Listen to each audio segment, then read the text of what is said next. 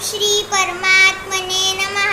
अथ पंचदशोऽध्यायः। श्रीभगवानुवाच ऊर्ध्वमूलमर्हशाखम् अश्वत्थं प्राहुरव्ययम् छन्दांसि यस्य पर्णानि यस्थं वेद स वेदवित् अधश्चोऽधप्रसृतास्तस्य शाखा गुणप्रवृद्धा विषयप्रवालाः अधश्च मूलानि अनुसन्ततानि कर्मानुबन्धीनि मनुष्यलोके न रूपमस्येह ततोपलभ्यते नान्तो न चादिं न च सम्प्रतिष्ठा अश्वत्थमेन सुविरूढमूलमसङ्गशस्त्रेण दृढेन चित्वा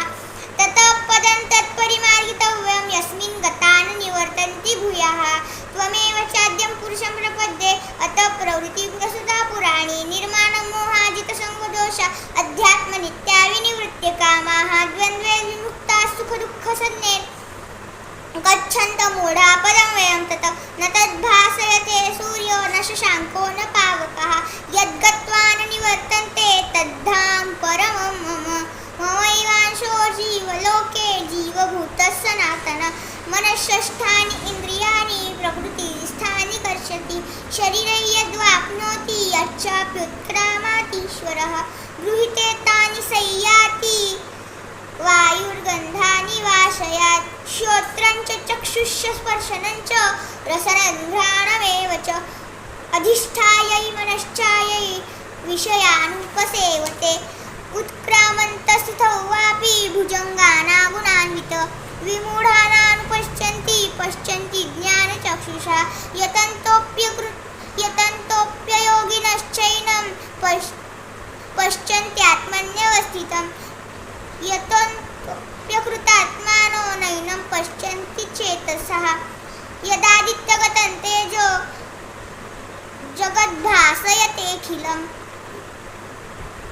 यच्चन्द्रमसि यच्चाग्नो तत्तेजो विद्धि मामकम्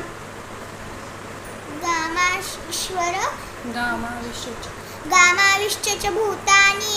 धारयाम्यहमोजसा पुष्णामि चौषधिः सर्वा सोमो भूत्वा रसात्मका अहं वैश्वानरो भूत्वा प्राणिनां देहमाश्रिता पानापानसमायुक्तो पचाम्यन्नं चतुर्विधः सर्वस्य चाहं हृदि सन्निविष्टो मतः स्मृतिर्ज्ञानमपोहनं च वेदैश्च